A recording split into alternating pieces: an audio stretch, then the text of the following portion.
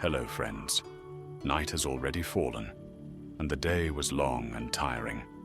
And now, it is time to rest. As always, I will tell you a kind legend that once took place in our beloved Middle-earth. So, settle in comfortably, gently close your eyes, and let our journey begin.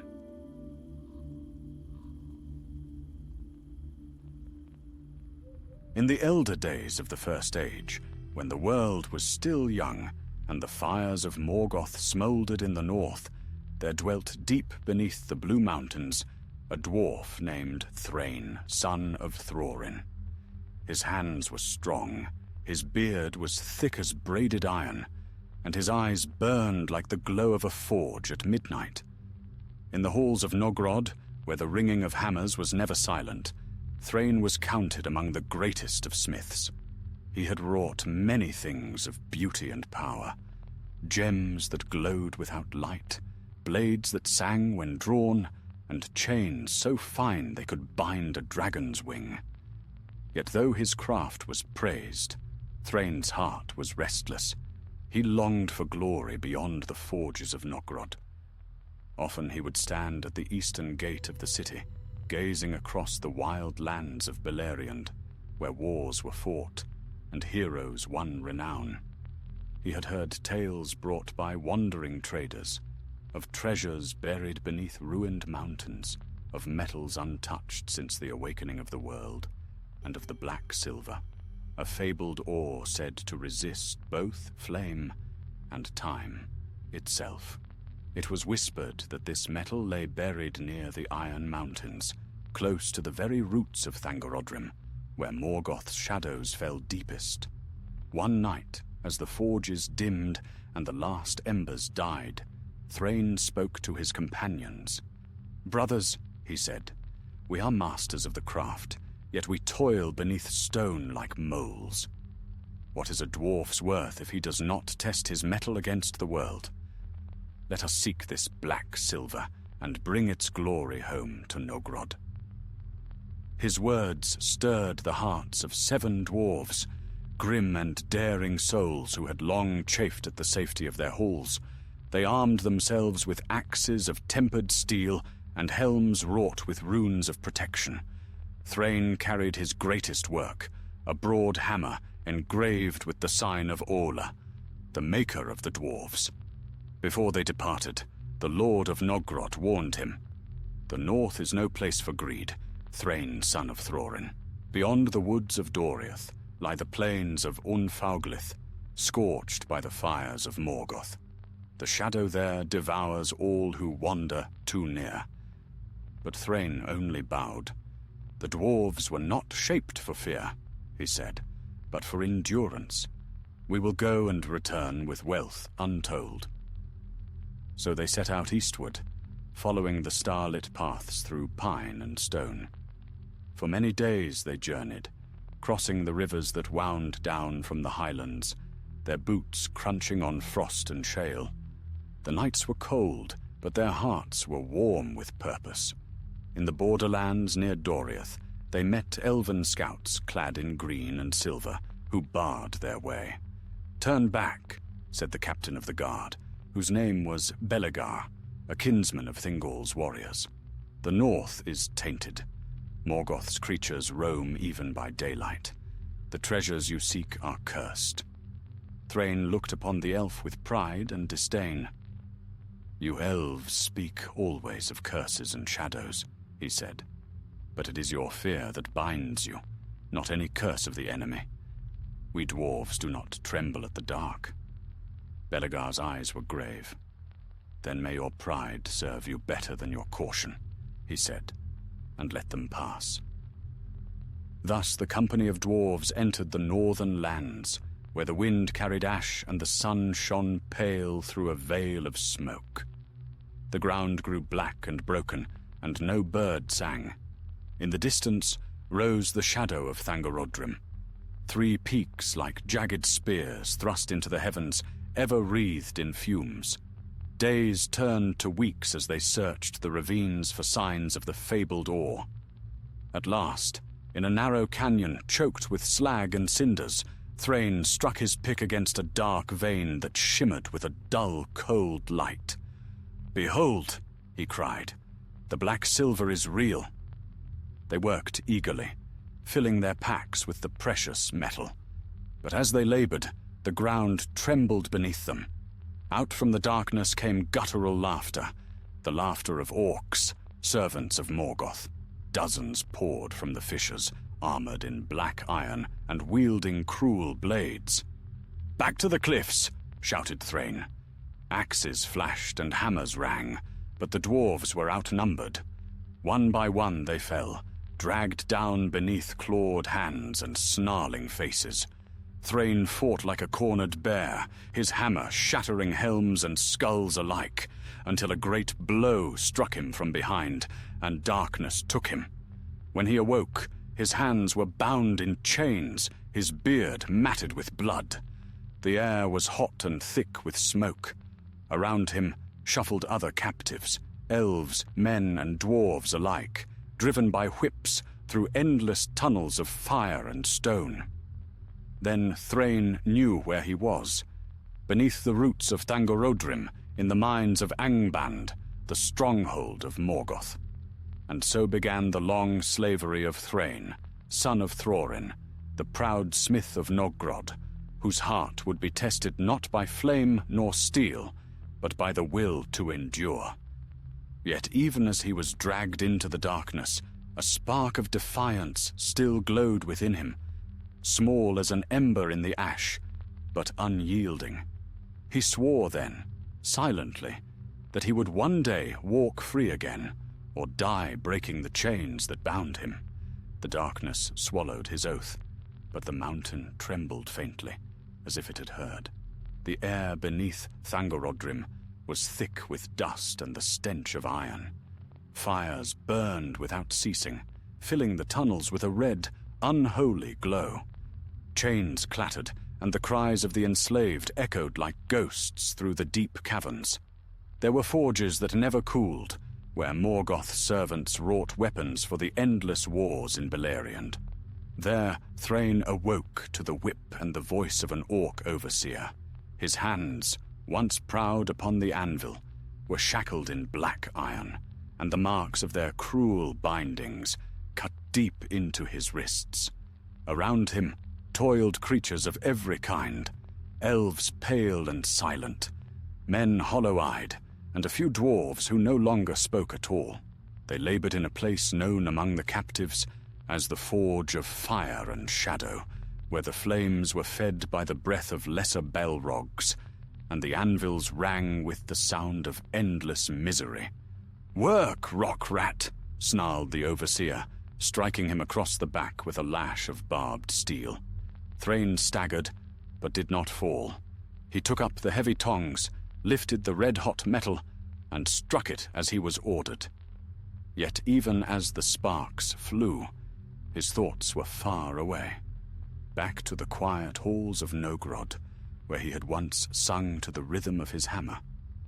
Days became weeks, and weeks stretched into months.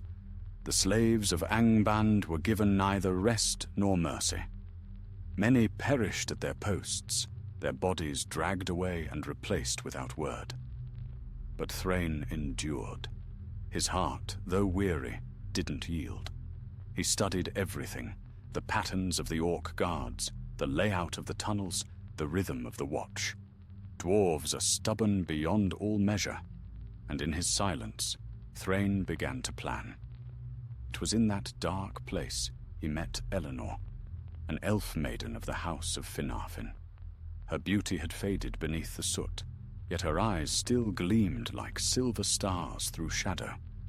She had been taken long ago, captured during the Dagor Bragolok, and had seen horrors that would break the hearts of most. Yet her spirit, like Thrain's, refused to be crushed. They worked side by side at the forges, never daring to speak openly, for spies were everywhere. But in the brief hours between shifts, when the overseers dozed and the fires dimmed, they whispered to one another, of freedom, of vengeance, of hope. "I have seen a tunnel," she told him one night, her voice trembling with both fear and resolve. "It leads west, toward the broken lands beyond the Iron Mountains. Few guard it, for it is said to be cursed with fumes. But I believe it opens to the wilds." Thrain listened, his mind turning like the wheels of a great machine. "A cursed tunnel?" he said at last. "Better the curse of the air than the chains of Morgoth. But we will not flee empty-handed." Eleanor frowned. "What would you take from this place? Save your life?"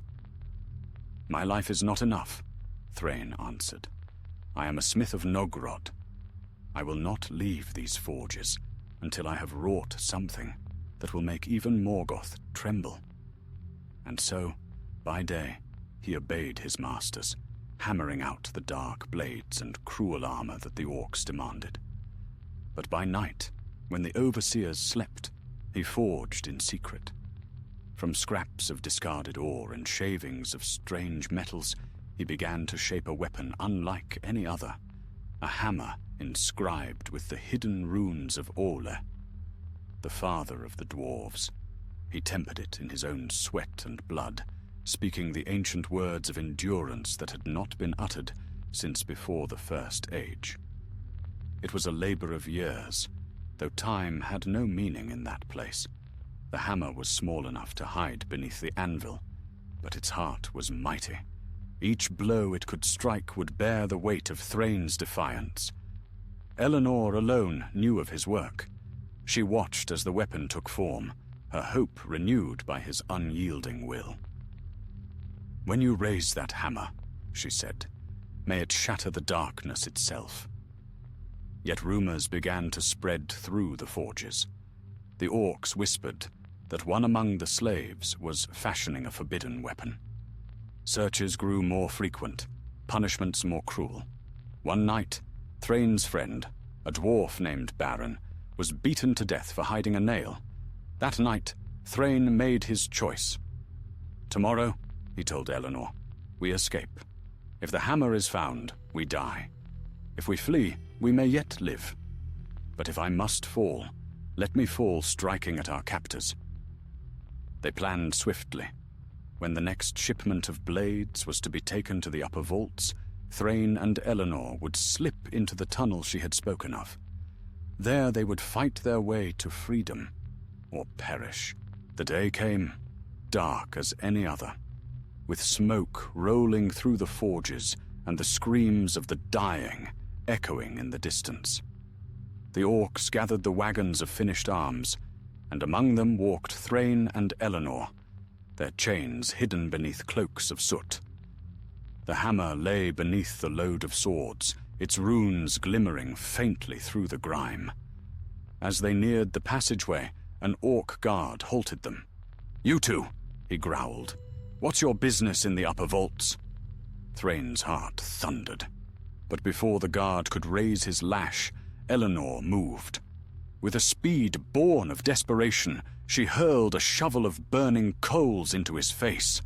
The orc screamed, clawing at his eyes, and Thrain swung his hidden hammer with all his might. The blow struck like thunder.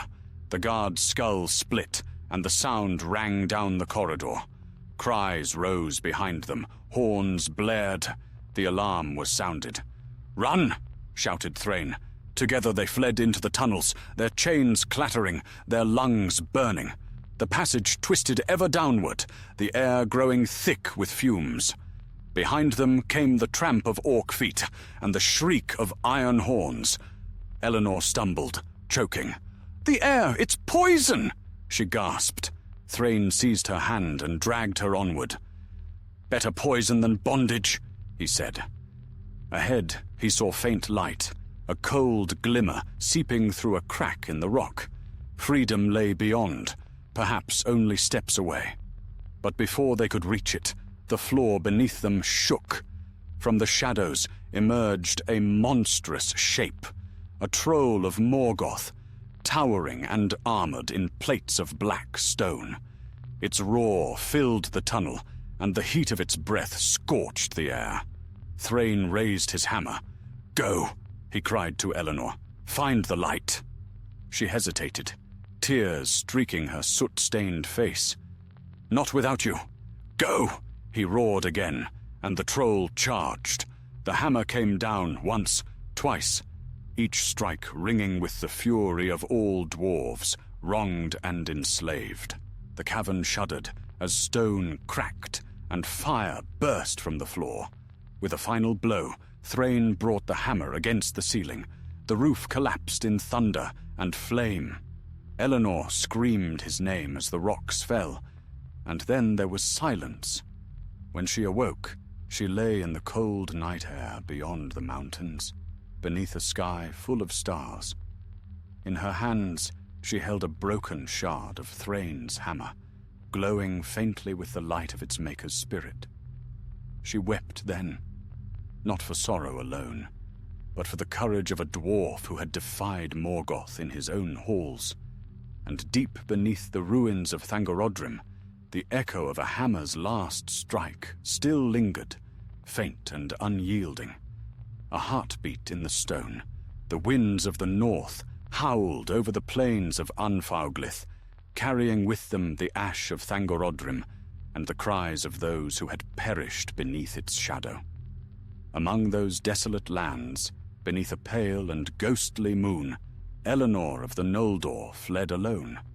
Her feet were torn and bleeding, her hand still clutched the shard of Thrain's hammer, its faint light pulsing like a living heart. Behind her, the mountains burned. Smoke and fire rose from the collapsed tunnels where the dwarf had made his last stand. The echoes of his defiance still rang in her ears, mingled with the crash of falling stone. Thrain, the proud smith of Nogrod, was gone, but his spirit lingered in the weight she carried, both in her hands and her heart. Eleanor stumbled across the blackened plain, where once green fields had grown before Morgoth's ruin had turned them to dust. No star shone clearly through the foul vapors. She walked without food or rest, driven only by the promise she had made, to live, to bear witness, to carry word of the dwarf's courage to those who still fought against the darkness. On the third night, she collapsed beside a pool of poisoned water. Her breath came shallow, her vision dim. Yet in her fading sight, she thought she saw a shadow pass across the stars. A great eagle, wings wide as sails, circling high above. Then darkness claimed her. When next she woke, it was to the sound of voices, elvish voices, fair and musical, speaking in haste. She opened her eyes to see the canvas of a tent lit by golden fire. Above her bent a tall elf with silver hair bound in braids. "She stirs," he said. "Praise the valor, she lives." Eleanor tried to rise, but gentle hands restrained her. "Peace, lady," said the silver-haired elf. "You are safe. You were found upon the northern marches by the scouts of Medros, Lord of Himring. I am Lather, his healer." At his words, memories flooded back, the mines, the flight, the hammer, Thrain's last stand. She grasped the shard beside her and clutched it to her breast. "The dwarf," she whispered hoarsely. "Thrain, he fell in the tunnels, but he bought my freedom." Lather's eyes softened. Then his death was not in vain. Few escaped the pits of Angband. You have come far, lady, and your tale must be told. Days passed, and strength returned to her limbs. She was brought before Medros, the eldest son of Feanor, who bore upon his face both wisdom and sorrow. His right hand was gone, lost long ago in torment, yet his presence was strong and commanding. He listened in silence as Eleanor recounted her tale of the dwarf's enslavement, his secret forge, and his final act of defiance beneath Thangorodrim. When she placed the broken shard before him, the room fell silent. Medros reached out his left hand and touched it. The metal shimmered faintly, warm to the touch despite the chill of the air. All is craft, he murmured. No common weapon. The dwarves of Nogrod will mourn their son. He lifted his gaze to Eleanor. You have done what few could, Lady of the Noldor. You have escaped the grasp of Morgoth and brought tidings of both valor and sorrow. What will you do now? Eleanor bowed her head. I would see Thrain's kin told of his fate. I would take this shard to the halls of Nogrod, so his name is not lost in shadow. Medros considered her for a long moment. A perilous road lies between Himring and the Blue Mountains. Orcs prowl the passes, and the land is broken by war. Yet if you would go, I will not hinder you. Take with you a guide, and may the Valar guard your path. So it was that Eleanor set forth once more, this time not in flight, but in purpose. Her guide was a young elf named Caranthirion, swift of foot and sharp of eye, whose father had fallen in the Dagor Bragolak. They rode south and east, keeping to the hidden ways, their cloaks blending with the colorless land. They passed the ruins of Dorlomin, where the wind moaned through the empty stones, and crossed the upper reaches of the Gellion, its waters running black from ash. Nights were long and cold, and the fires they dared to light were small and hidden. Once, as they rested in the shadow of a ruined watchtower, Eleanor took out the shard and held it to the firelight. Do you think the dwarves will believe me? She asked softly. That one of their own defied Morgoth and died free? Caranthirion smiled faintly. Dwarves trust deeds more than words. Show them that piece of his hammer, and they will know the truth. At dawn they pressed on, but they were not unseen. Far behind them, in the smouldering north, a host of orcs stirred. Morgoth's captains had heard of the escape, the dwarf's defiance, the collapse of the tunnels, and the elf who had fled. A bounty was set upon her head. By the time Eleanor and her guide reached the western slopes of the Blue Mountains, the sky was heavy with rain, and the land alive with pursuit. The orcs came upon them in the narrow vale of Sarn Athrad, where the river foamed over pale stones. Caranthirion fought fiercely, his blade flashing in the stormlight, but the enemy was many. Eleanor, cornered upon the rocks, held aloft the shard of the hammer.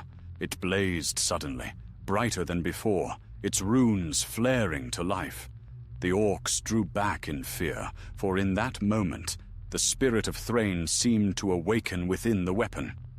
By Alla's craft and dwarven pride, she cried, no darkness shall claim me. Then came a crash, like thunder, the sound of hooves upon stone. From the east rode a company of dwarves, armored in bronze and bearing axes that gleamed even in the rain. At their head rode Lord Dane of Nogrod, broad of shoulder and fierce of beard. With a roar they fell upon the orcs, driving them into the river. When silence returned, Eleanor stood trembling, the shard still glowing faintly in her hands. Dane approached and gazed upon it, his eyes widening. This mark, he said softly, tracing the runes. It is the work of Thrain, son of Thorin. He was my kin. Eleanor bowed her head. He lives no more, Lord. He fell in Angband, buying my freedom. This is all that remains of him. Dain took the shard reverently. Then his name shall be honored in Nogrod for all time. You have done a deed beyond measure, Lady Elf. Come with us, and speak of him before the Forge Masters. And so, under guard of the dwarves, Eleanor entered once more the halls beneath the Blue Mountains. As she passed through the gates, she heard the ringing of hammers, a sound not of toil or sorrow, but of pride reborn. In the heart of the great forge, beneath the carved likeness of Orle, the dwarves laid the shard of the hammer upon a stone altar.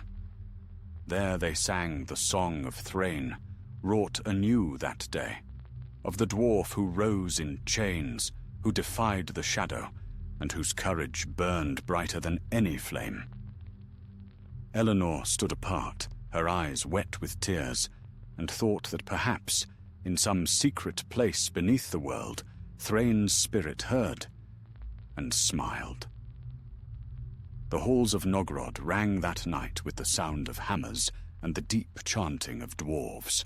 Every anvil blazed, and the fires burned high in remembrance of Thrain, son of Thorin, who had perished in defiance beneath the mountains of the enemy.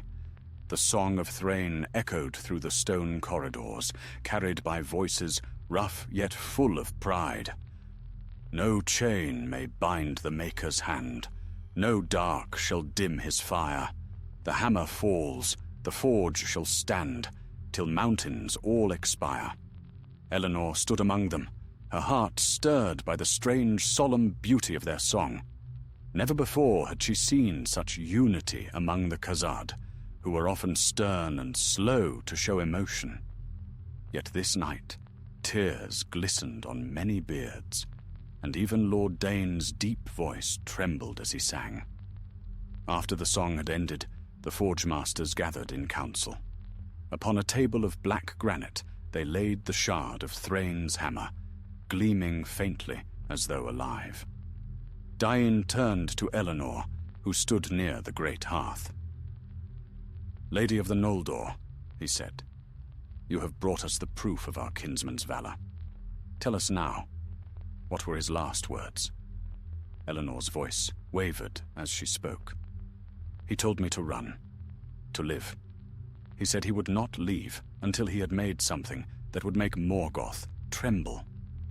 At this, murmurs filled the chamber.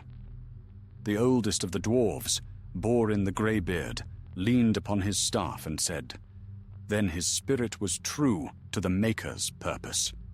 No greater vow could a son of Aule speak."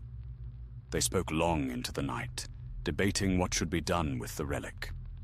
At last it was decided. The hammer would not be reforged as a weapon, for no hand could restore what Thrain had made in secret and in pain. Instead, it would become the heart of the forge, set in the Hall of Makers, so that every dwarf might see it and remember that even in bondage, a craftsman's spirit is free. In the days that followed, Eleanor remained among the dwarves. They honored her as a guest and a friend, granting her chambers of stone lined with silver lamps. Though she was of another race, she found comfort in their company and strength in their endurance. Yet she could not rest long, for war still raged in the north, and she bore within her a sense of unfinished purpose. One evening, as she wandered the lower halls, she came upon Dane in the Forge of Kings, studying the shard. The red light of molten metal danced across his face, and his eyes were thoughtful. "The dwarf who dies free," he said softly, "gives life to all who remember him. But Morgoth's wrath will not sleep after such a defiance." Eleanor frowned. "You fear he will strike at Nogrod?" "Aye," said Dain, nodding. "The enemy never forgets insult. He may seek vengeance upon the kin of Thrain, or upon those who helped him. Word may already be spreading through the dark places of the world." Even as he spoke, a runner entered the forge, panting and grim. "Lord Dain!" he cried. "Scouts have sighted orcs beyond the Western Vale. Many hundreds. They march under the banner of the Iron Crown." Dane's expression hardened. "So it begins." He turned to Eleanor. "Go to the inner halls. You are our guest, and we will not see you fall in this fight." But Eleanor shook her head. "I have fled enough," she said. "I will stand beside you. Morgoth's hate is mine to bear also." The dwarf lord regarded her for a long moment, then nodded once. "So be it. Then you shall stand with us beneath the mountain." At dawn, the orc host came. They poured into the valley like a black tide, their horns blaring, their torches painting the cliffs in firelight. The dwarves barred the gates of Nogrod and took their stand upon the walls, axes gleaming. From the battlements, Eleanor saw the dark host spread out below, endless as the sea. The battle that followed was terrible. The orcs hurled burning oil and stones from crude engines, battering the outer defenses. The dwarves answered with bolts and boiling pitch, and the valley echoed with the clash of iron and the cries of the dying. Through the din, Eleanor moved among the wounded, binding their hurts and singing soft songs of healing in the tongue of her people. But by nightfall, the gates began to shudder under the weight of the assault. Dane, standing upon the wall, raised his axe and shouted, "For Thrain! For Nogrod! Drive them back to the dark that spawned them!" The dwarves roared in answer, and in that moment the forge fires flared high within the mountain.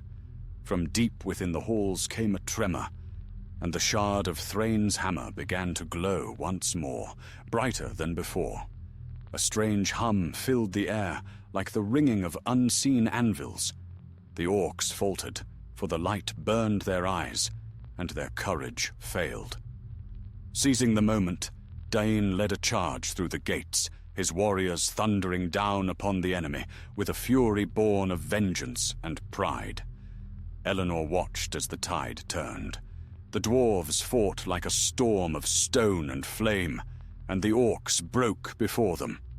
By dawn, the valley was silent save for the moan of the wind. The banners of Morgoth lay trampled in the dust. When the battle ended, Dane stood upon the field, his armor blackened, his beard singed, but his eyes alight.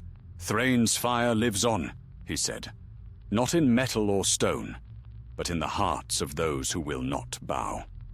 That night, a feast was held in the great hall, though the dwarves were weary and many seats stood empty. They drank in remembrance, not revelry, and lifted their cups to the name of Thrain. Eleanor, seated beside the hearth, felt a strange peace settle over her. She knew her journey was not yet done.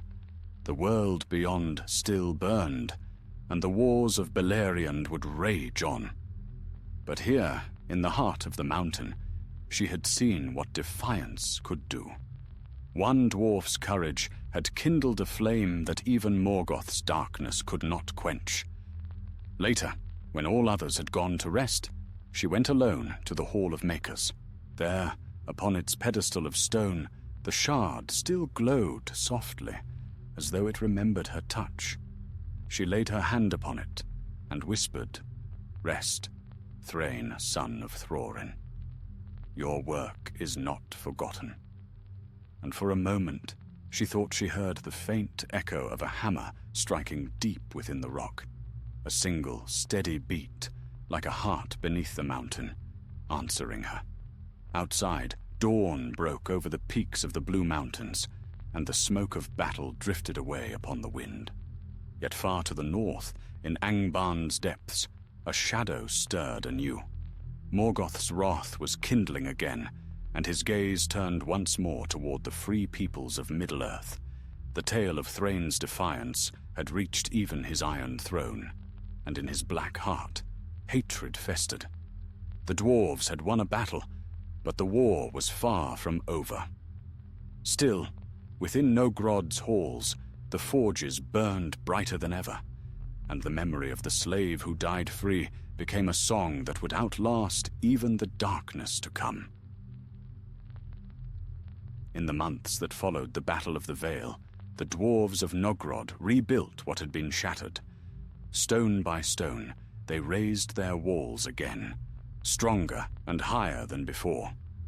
The fires of their forges burned without rest, for the craft of the Khazad is not easily silenced, even by war.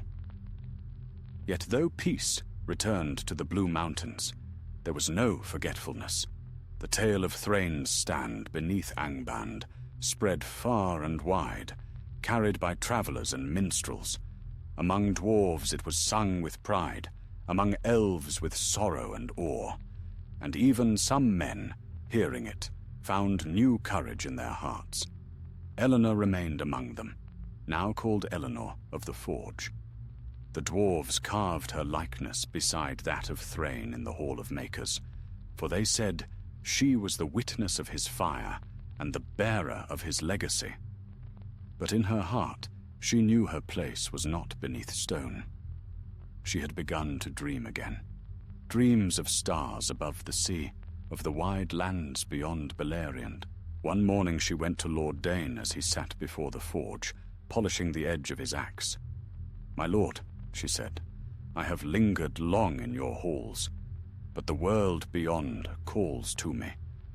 The shadow grows again in the north, and I must go where the fight yet burns." Dane looked up, his dark eyes thoughtful. "You have the heart of a smith, lady, though you wield no hammer. The world is poorer without such hearts. But if you go, go not alone. I will send with you a company of my kin, for the road eastward is perilous." She bowed deeply. "I thank you, Dane of Nogrod. May Aula guard your halls." So it was that Eleanor departed once more, this time not as a slave or fugitive, but as a free wanderer. With her rode Fundin, a grim dwarf of few words, and 6 others, their armor gleaming with runes of Thrain. They bore with them a new banner, an anvil aflame, woven in memory of the smith who had defied the Dark Lord. Their road led them east through the long valleys of Osiriand, where 7 rivers ran down from the mountains and the green forests whispered above. There dwelt the Lequendi, the green elves, secret and watchful.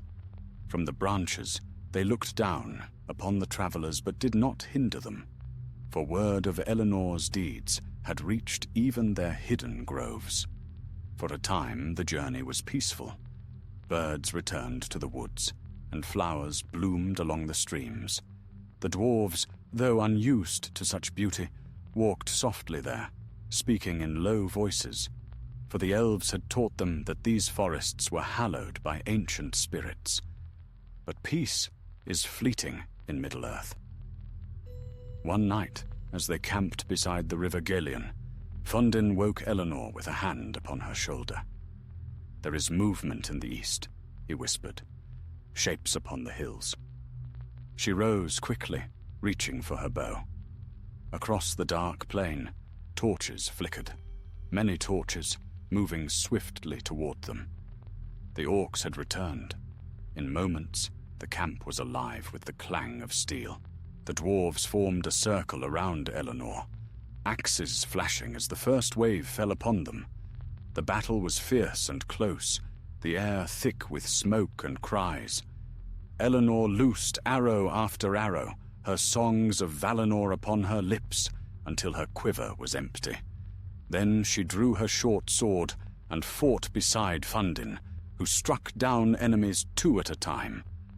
But the foe was endless, and the night seemed to stretch without end.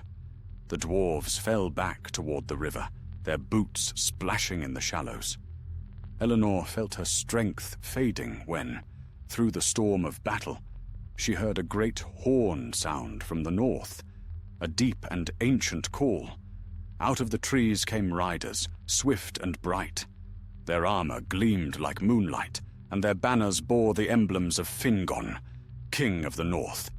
At their head rode Galdor of the Havens, his sword blazing with white fire. "By Ulmo's breath," he cried, "stand fast, friends of the free folk!" The riders swept down upon the orcs, scattering them like chaff before the wind. Those who did not fall fled screaming into the darkness, pursued by arrows until none remained. When silence came again, only the sound of the river filled the air. Eleanor sank to her knees, breathing hard. Galdor dismounted and came to her, his eyes bright with recognition. "You are far from Himring, Lady Eleanor," he said. "Rumor spoke of your death in the pits of the enemy." "I lived," she said simply, "by the courage of a dwarf." Galdor bowed his head. "Then the courage of the Khazad has once again saved an elf of the Noldor. The world turns strangely, yet justly." The survivors rested that night beneath the stars. Fundin sat apart, sharpening his axe. "We are few," he said to Eleanor, "but the enemy grows bold again. If this road is but the edge of his reach, what lies beyond must be darker still." Eleanor nodded, gazing into the fire. "I fear Morgoth's wrath spreads farther than we know. Thrain's death wounded his pride. He will not forgive." The next days brought them to the ruins of Silmarillion, once a stronghold of the High Elves. Its towers were broken, its fountains dry, but there the company made camp. Galdor spoke to them of rumor and dread, of the dragons that had begun to stir again in the north, and of whispers that Morgoth gathered a host greater than any before. Eleanor listened, and the firelight danced in her eyes. "Then the time for hiding is over," she said. "If we wait, he will swallow us one by one. But if we strike together, elf, dwarf, and man, there may yet be hope." Fundin grunted approval. "Aye, the dwarves of Nogrod do not forget their debts. If war must come, we will bring our forges to it." And so a pact was made beside the ruined springs, that when the horns of war next sounded in Beleriand, the dwarves of the Blue Mountains would march beside the Noldor. Galdor took a golden token from his cloak and pressed it into Eleanor's hand. "Bring this to Fingon's council in Hithlum. It will grant you passage and respect. The king will hear your words." Thus Eleanor's road turned north once more, toward the lands where hope was thin and darkness deep. The dwarves marched beside her, unyielding as the stone from which they were born. But far away, beyond the Iron Mountains, the fires of Angband grew brighter. Morgoth had not forgotten the dwarf who defied him, nor the elf who escaped. In his deep halls he summoned new horrors, creatures forged from flame and hatred, and he spoke their purpose. "Go forth and break the pride of those who still dare to sing beneath my shadow." The winds of doom were stirring once more across the world. Yet among those who stood against it, the memory of Thrain's hammer burned on, a spark of defiance that even the black foe of the world could not extinguish. And Eleanor, though weary, set her gaze upon the distant north, where battle and destiny awaited. In her heart, she heard again the echo of a hammer striking stone, calling her onward into the storm. Winter came early to Beleriand that year, bitter and hard. The northern winds blew down from Thangorodrim, carrying with them the stench of ash and iron. Snow fell across the ruined plains and settled upon the broken towers of old strongholds, covering scars of battle as if the world itself sought to forget. Yet there were those who could not forget, the free peoples who still defied Morgoth, and those whose hearts still burned with unyielding flame. Eleanor and her companions pressed northward through storm and shadow. Their road wound across the frost-cracked hills and frozen rivers, ever nearer to Hithlum, where Fingon, son of Fingolfin, yet held the last bastion of hope against the Dark Lord. Beside her marched Fundin and his dwarves, wrapped in furs, their axes glinting faintly in the dim light. They spoke little, for the air itself seemed to listen. At last they came to the narrow pass of Eredwethrin, the mountains of shadow, where the path climbed steeply toward the hidden lands of the Noldor. There, beneath towering cliffs, they were halted by elven guards clad in mail of bright steel. "Halt and name yourselves," cried the captain, lowering his spear. Eleanor stepped forward and held aloft the golden token that Galdor had given her. "I am Eleanor of the Noldor," she said. "Once of Himring, now of the Wandering. I bring tidings from the south and friendship from the halls of Nogrod." The captain examined the token, then bowed low. "You are welcome, lady, and your companions also. The king will wish to hear what passes in the outer lands." Thus they were led into the hidden valleys of Hithlum, where the elves of Fingon still dwelt in strength. Though the snows lay deep, the fields were tended, and fires burned in every hall. The dwarves marveled at the sight, for never before had they seen such beauty preserved amid so much ruin. In the great hall of Barad Aethel, Eleanor came before King Fingon. He was tall and noble, his hair dark as night, and his eyes bright with the fire of the Eldar. Upon his brow gleamed a circlet of silver, and his voice was calm and clear as he greeted them. "Welcome, Eleanor of the Forge," he said. "Your deeds are known even here, for the songs of the Khazad travel swiftly when they speak of courage. Speak now of your journey, and tell us what shadows grow beyond our borders." Eleanor told all, from her captivity beneath Angband, to Thrain's defiance, to the war that had touched the Blue Mountains. She spoke of the renewed stirrings in the north, of dragons whispered to be waking, and of the dark armies that once more gathered in the wastes. Fingon listened long, his expression grave. When she had finished, he turned to his captains. "The enemy prepares. These tidings cannot be ignored, yet our strength wanes. The sons of Feanor still hold their fortresses, but their hearts are proud, and few will heed my call." Then Fundin stepped forward and spoke, his voice deep and steady. "The dwarves of Nogrod and Belegost remember the oaths of old. If the call comes, we will answer it. The fires of our forges burn for war once more." Fingon looked upon him with respect. "So the courage of the dwarves endures. Then let this be known. When the horns of battle sound, you shall march beside us. Together, perhaps, we can yet throw back the shadow." The council ended with solemn vows and clasped hands. Yet as the torches dimmed and the hall emptied, Eleanor remained by the great window, gazing northward. Beyond the mountains, a faint red glow lingered upon the horizon, the reflection of Morgoth's fires. That night she dreamed again. In her dream, she stood within a vast cavern filled with flame. At its heart she saw Thrain, chained yet unbroken, hammering upon an anvil of black stone. Each blow rang like thunder, and sparks rose like stars. He turned to her, his eyes burning. "Do not let the flame die," he said. "Even in darkness, forge the light." She awoke before dawn, her heart trembling, and went to the king's forge. There she found the smiths of the Noldor already at work, crafting weapons of silver and steel. Without a word, she joined them, guiding their hands in the runes she had learned from Thrain. Under her teaching, the elves and dwarves forged together, a rare sight since the world's beginning. From their labors came a new weapon, a war hammer of bright mithril, light to wield yet strong as mountain roots. Its head was etched with twin sigils, one of Aule, one of the Star of Feanor, symbols of unity between elf and dwarf.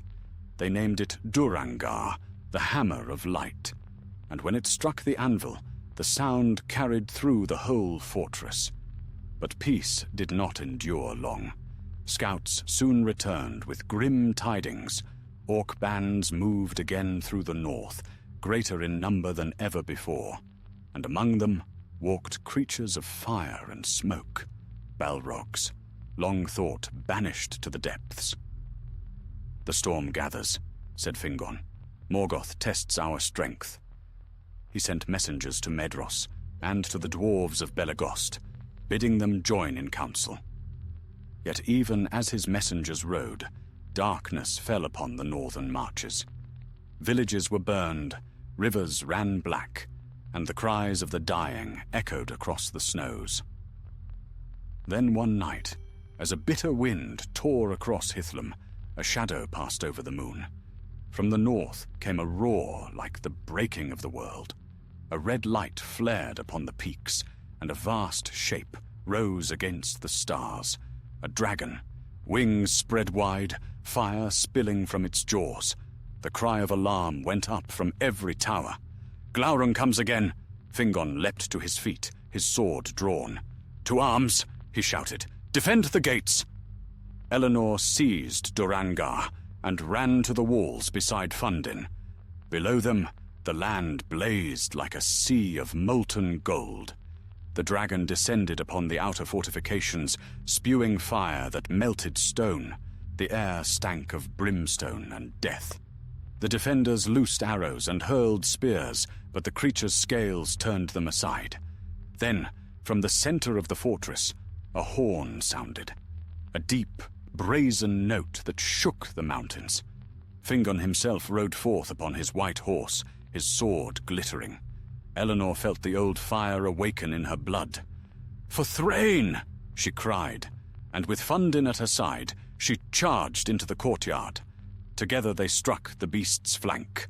The hammer rang against its armor, leaving a searing mark where no blade could bite. The dragon turned with a scream, tail lashing, and the force of it flung them aside.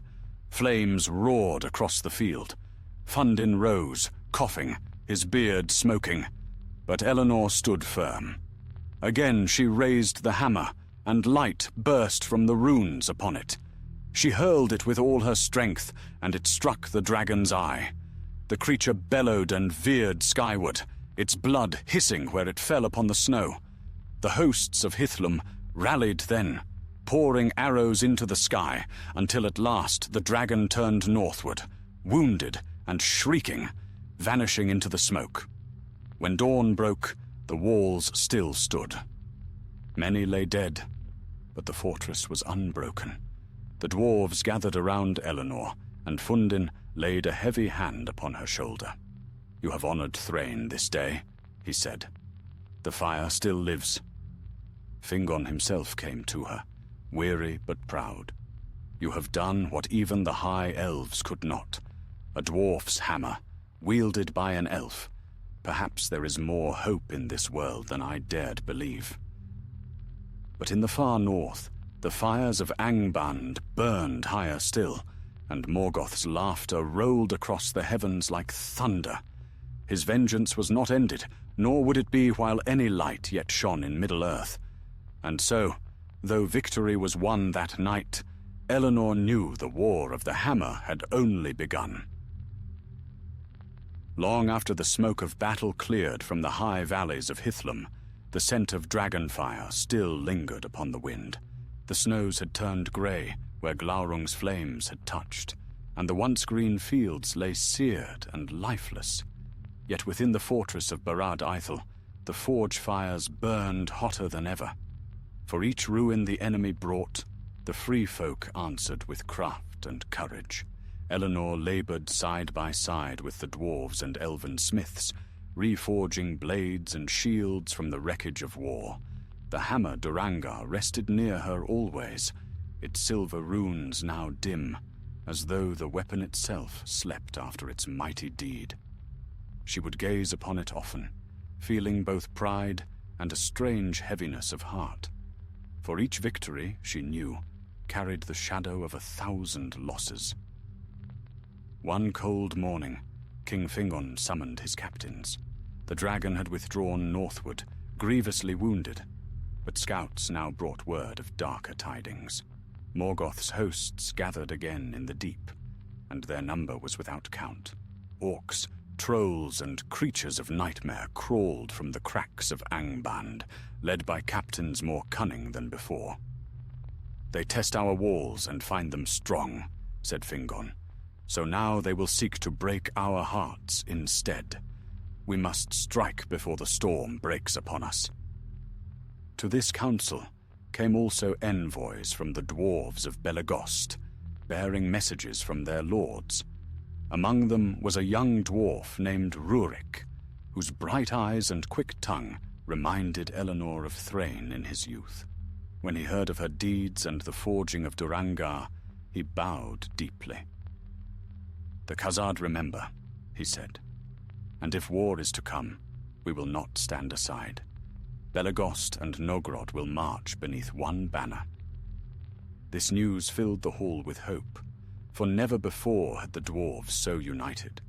Plans were laid, and oaths renewed between elf and dwarf. Yet even as the council ended, a dark thought gnawed at Eleanor's heart. She knew Morgoth's cunning. He would not suffer this alliance to flourish. That night, as frost gathered upon the windows, she walked alone along the battlements. The sky was clear, and the stars burned like silver nails driven into black stone. She remembered Thrain's words from her dream. "Do not let the flame die." Footsteps echoed behind her. She turned and saw Fundin approaching, his cloak heavy with snow. "You do not sleep," he said. "Sleep comes slow when the world trembles," she replied. He leaned upon the parapet beside her, gazing north. "The enemy gathers. I can smell his rot upon the wind. But we will stand, elf. My kin forge new engines of war even now. If the black tide comes, it shall break against us like water upon stone." Eleanor smiled faintly. "You dwarves have hearts of granite." "Aye," he said with a low chuckle, "and granite endures." The next days were filled with preparation. The hammers of the dwarves rang day and night, shaping great suits of armor and heavy ballistae that could hurl bolts the size of spears. The elves trained tirelessly upon the fields, their banners shimmering like morning light. In the midst of it all, Eleanor worked upon a secret task, a gift for the coming war. From mithril, steel, and the last fragments of Thrain's original forge runes, she began to craft a circlet, a small, gleaming thing wrought with care.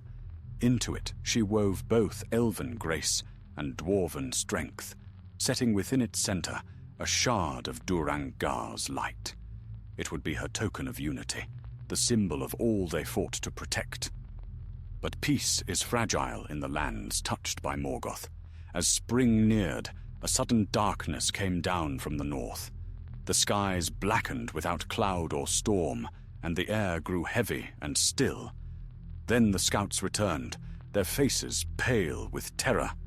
"They come!" one gasped. "A host beyond reckoning, marching under the Iron Crown." Fingon wasted no time. The horns of Hithlum sounded through the valleys, calling warriors to arms. Fires were lit upon every watchtower, their light racing from peak to peak. From Belegost came Dain's warriors, their armor gleaming red gold in the gloom. Nogrod's forges emptied their halls, sending forth axes and shields in shining ranks. And from the forests beyond came the green elves, silent and swift as shadows. Eleanor stood upon the wall as the army assembled, a sight to stir the heart of even the most weary soul. Elves and dwarves, so long sundered by pride, now stood shoulder to shoulder beneath the same sky. The air trembled with the sound of their songs, low and deep as the heartbeat of the earth. Then, from the far horizon, came the answering roar. The armies of Angband spilled across the plain like a flood of darkness. Orcs marched in endless ranks, banners of the Iron Crown rising above them. Behind them came great beasts, trolls clad in crude iron, and things twisted beyond name. Fingon raised his sword. "Now we see if light can outlast shadow," he said. The clash, when it came, was terrible. The first wave struck the walls like a storm. Stones shattered, the sky filled with smoke and flame. Eleanor fought beside Fundin and Rurik, Durangar blazing in her hands once more. Each strike sent bursts of light into the dark, and for a time the tide held. But Morgoth's power was vast. From the rear of the host came the sound of deep drums, and the ground trembled. Then out of the black mist strode a Balrog, its body wreathed in fire, its eyes burning with ancient malice. The dwarves faltered, their courage great, but their hearts quailing before such power. Eleanor felt despair clutch at her. But then she remembered Thrain, the chain-bound smith who had faced darkness alone. She lifted the circlet she had made and placed it upon her brow. The shard at its center flared, casting white light across the battlefield. "For Thrain!" she cried, and the cry was taken up by the dwarves around her. "For the free folk! For the light!" They surged forward again. The hammer struck the Balrog's whip aside, sparks flying as light met flame. Fundin's axe cleaved through the creature's leg, and Rurik drove his spear into its chest. With a final cry, Eleanor brought Durangar down upon its helm, and the impact burst like a star. The Balrog fell, its fire quenched, its body dissolving into ash. The armies of Morgoth wavered then, shaken by the fall of their champion. The defenders pressed their advantage, driving the enemy back across the plain. When at last the horn of retreat sounded from the north, the dark host fled into the night, leaving behind heaps of their dead. At dawn, the battlefield lay silent save for the wind. Fingon rode among the fallen, his face grave yet proud. "The hammer has struck again," he said, when he beheld Eleanor and her companions. "Thrain's spirit walks with us still." The victory was great, but costly. Many elves and dwarves lay slain, and the land itself bore the scars of war. Yet hope, fragile though it was, had not been extinguished. That night, beneath a sky washed clean by rain, Eleanor placed Durangar upon an altar of stone and knelt before it. "We endure," she whispered, "so long as one hand can raise a hammer, or one heart dares to dream." And from deep within the mountains, faint but clear, came the echo of a single strike upon an unseen anvil, a sound like a promise that the flame would never die. When the snows of that dreadful winter melted at last, the valley of Hithlum lay strewn with the remnants of battle, blackened shields, sundered helms, and the bones of both friend and foe. Yet from ruin sprang new resolve. For the first time since the breaking of the great alliances, elves and dwarves stood united, bound by the fire of shared courage and by the memory of one who had kindled that flame long ago, Thrain, son of Thorin. Eleanor walked among the tents of the wounded, tending those who yet drew breath. Her hands were weary, her spirit heavy, but her heart remained steadfast. Durangar, the hammer of light, rested beside her, still faintly warm to the touch, though its runes now burned dim. The weapon had drunk deeply of flame and shadow, and it seemed to sleep, as if waiting for the world's next great need.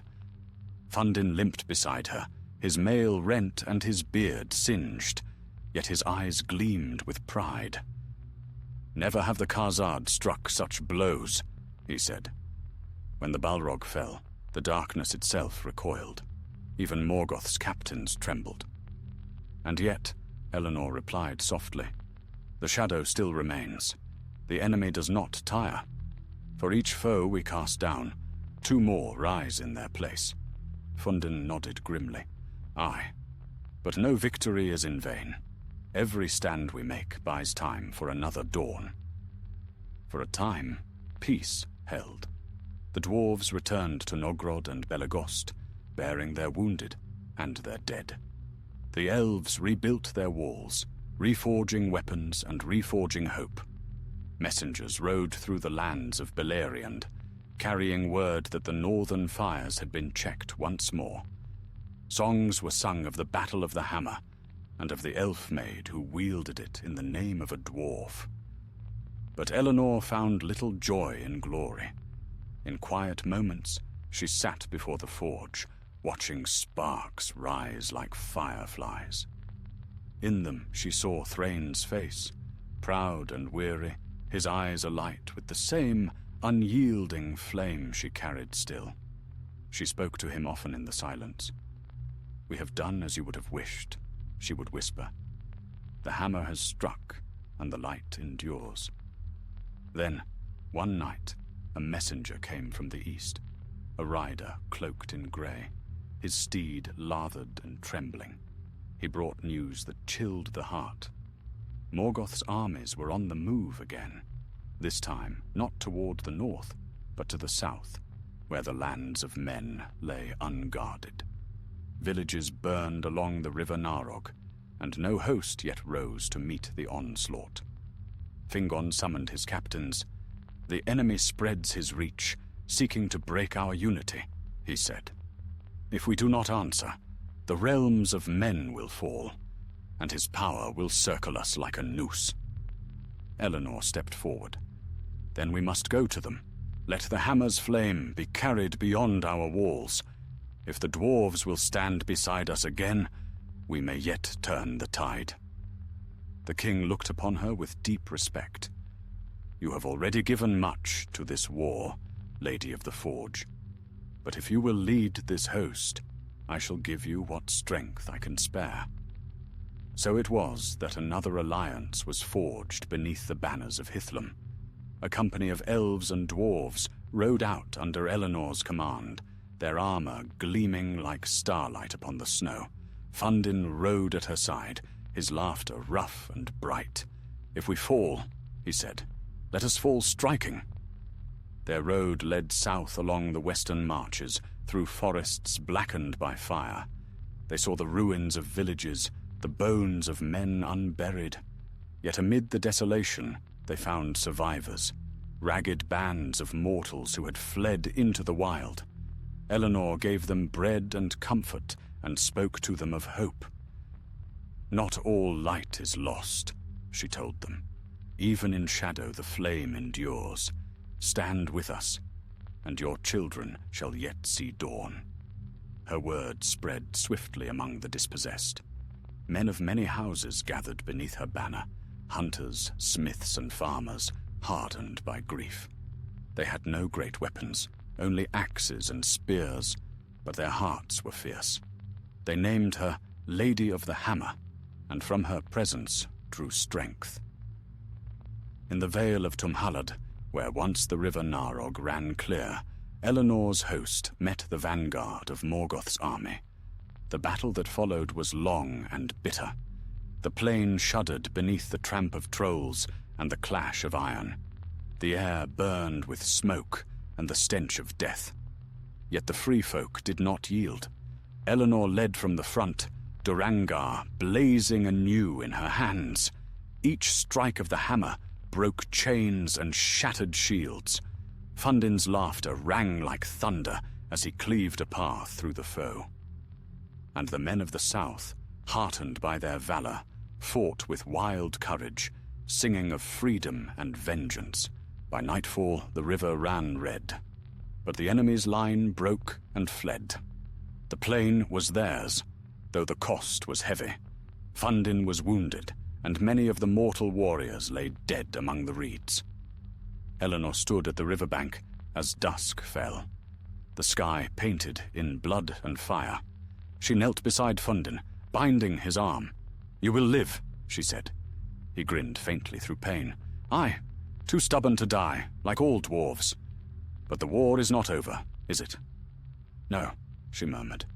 "The war will not end while Morgoth endures. Yet every victory defies him." From that battle forth, the men of the Narog swore allegiance to the cause of the free folk. They rebuilt their homes with the help of the dwarves, and in their forges, the hammer's sigil was carved upon every blade. Word spread that the Lady of the Hammer had brought light to the south, and even the faint-hearted began to whisper that Morgoth's power might one day fail. Yet far away, in the black deeps of Angband, the Dark Lord stirred. Upon his throne of iron, he heard the tales and grew wrathful. "The dwarf who defied me is dust," he said, "but his flame kindles still. Very well, I will quench it forever." He summoned his lieutenants, Balrogs, dragons, and captains born of shadow, and laid his plans for vengeance. From his forges came new weapons, darker and fouler than before. And into the world he sent a new horror, a creature of cunning and deceit, whose purpose was not to slay with sword or fire, but to unravel hearts with lies. Thus the next chapter of the war began, unseen and silent, the war not of armies, but of faith and trust. For Morgoth had learned that light could be fought not only with darkness, but with doubt. And while Eleanor and her companions rebuilt the south, the shadow crept once more across the land, whispering through dreams and tongues of betrayal. But still, in the deep of every forge where free hands worked and hammers fell, there was heard a faint, unyielding rhythm, the echo of Thrain's last blow beneath the mountain, a heartbeat in the dark, reminding all who listened that the flame yet lived. Spring came at last to the lands of the south, and with it a fragile peace. For a time the shadow drew back, and the people of the Narog rebuilt their dwellings by the river's edge. Dwarves raised forges of stone among them, and elves tended the groves once burned by war. There was laughter again in the meadows and music in the night, and for a fleeting season the world seemed to breathe once more. Yet Eleanor knew peace in Middle-earth was a blade's width from ruin. She could feel it in the wind, the uneasy stillness before a storm. Morgoth's silence was never mercy. It was malice waiting for the hour to strike. Still, she set aside her fear for the sake of those who followed her. From dawn till dusk, she worked with the smiths, teaching the runes of Aula that Thrain had once spoken to her in the depths of Angband. Together they forged new arms, axes that gleamed like moonlight, helms that bore the anvil sigil, and small hammers that every craftsman carried in remembrance of the dwarf who had kindled their courage. Fundin, though his wound still ached, took charge of training the men. "They are quick to learn," he said, watching them drill upon the green fields. "Give them time, and they'll fight as true as any dwarf. They've the fire in them." Eleanor smiled faintly. "Then let us see that their fire does not fade." Among those who trained was a young man named Bereth, son of a slain chieftain. His hair was dark as riverstone, his eyes keen and steady. Though but newly come to manhood, he fought with a skill that belied his years. He became Eleanor's closest messenger, swift of foot and fearless, often carrying word between the scattered camps. In him, she saw something of herself, a will unbroken by despair. The summer passed, and life returned to the land. Crops grew again, and the forests whispered with green promise. Yet beneath the surface, darkness moved. Whispers came from the north. Villages vanished overnight, and travelers spoke of a stranger who walked by moonlight, cloaked and hooded, sowing division wherever he went. One night, as Eleanor stood upon the riverbank beneath the stars, Bereth approached her. "My lady," he said quietly, "a rider has come from the northern road. He bears the mark of the dwarves of Nogrod, but his eyes are strange." Eleanor frowned. "Bring him to me." The rider was tall and broad, his cloak heavy with dust. His beard was long, but streaked with soot, as if he had ridden through fire. When he lifted his helm, his eyes shone unnaturally pale. "I bring tidings from Lord Dane," he said in a rough voice. "Nogrod is besieged. The enemy moves against the mountains once more. Dane calls for aid." At once, Eleanor's heart leapt. "How many are they? When did the assault begin?" "Not 2 days past," said the rider. "The forges are aflame, and the enemy comes in endless number." Fundin, who stood beside her, clenched his fists. "Then I must go. Dain is my kin. We cannot abandon the mountain." Eleanor turned to him, torn between reason and loyalty. "We will go," she said, "but with care. The south cannot be left unguarded." So they gathered their strength once more. 200 men and 50 dwarves marched northward under her command, leaving the rest to defend the river valley. The journey was long and grim, for the land seemed changed. The trees whispered in voices that were not wind, and shadows moved where none should be. After 5 days' march, they came to the foothills of the Blue Mountains. But as dawn broke, they saw no fires of battle, no rising smoke, only stillness. The gates of Nogrod stood wide and silent, and the air reeked of iron and decay. Fundin ran ahead, his voice echoing through the hollow halls. "Dain! Borin! Who lives?" Only silence answered. They passed through the gates and found the great city deserted. The forges were cold, the anvils silent. In the central hall, where once the hammer song of the dwarves had rung proud, there lay only ruin. The walls were scorched with strange marks, black spirals that seemed to twist even when one did not move. Eleanor's heart sank. "This is no work of orcs," she said softly. "Something else passed here."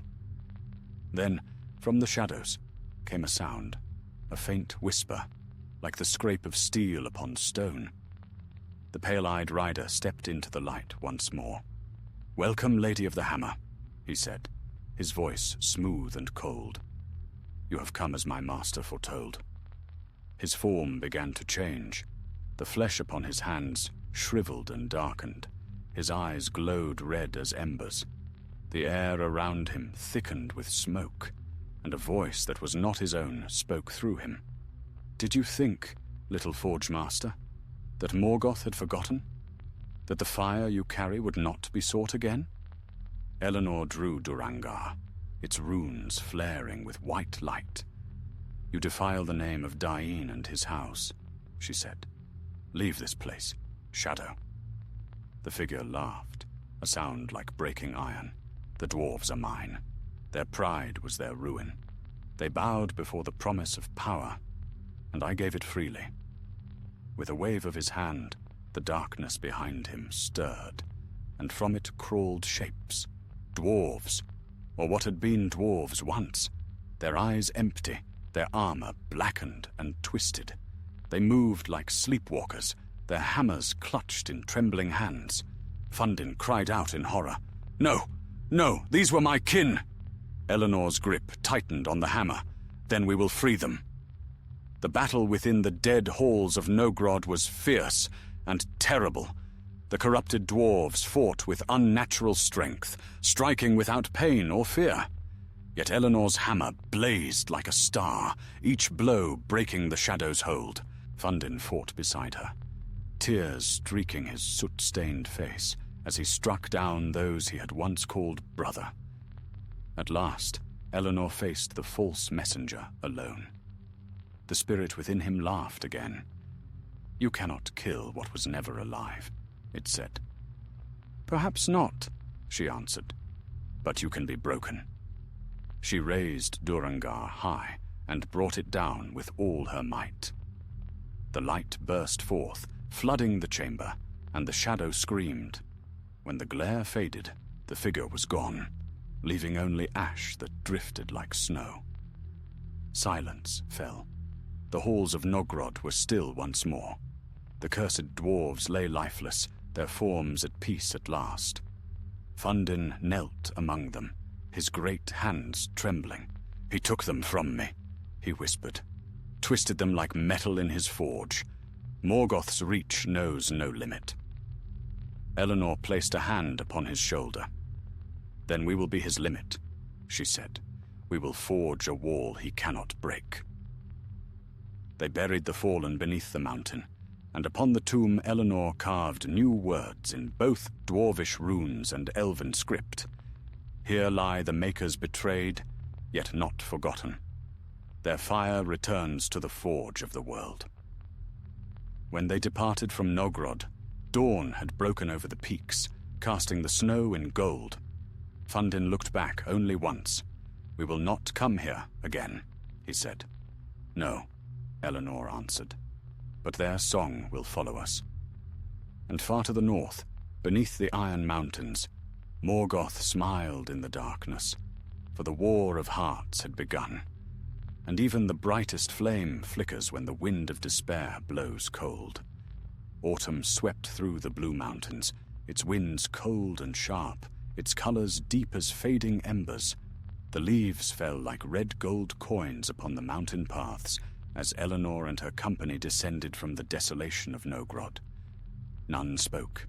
Even the dwarves were silent, for the grief in their hearts was too heavy for words. The death of the mountain city had broken something deep within them. For 3 days they traveled eastward, through forests that whispered like mourners. By the 4th, they came upon a narrow valley, where a stream wound through stones blackened by old fire. There they made camp. The men built fires, but the flames burned low, reluctant to rise.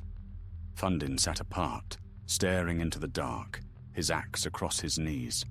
Eleanor approached him and crouched beside the dying fire. "You have not eaten," she said gently. He shook his head. "The taste of food turns to ash in my mouth. My kin are gone, Eleanor. Nogrod is gone. I was too late."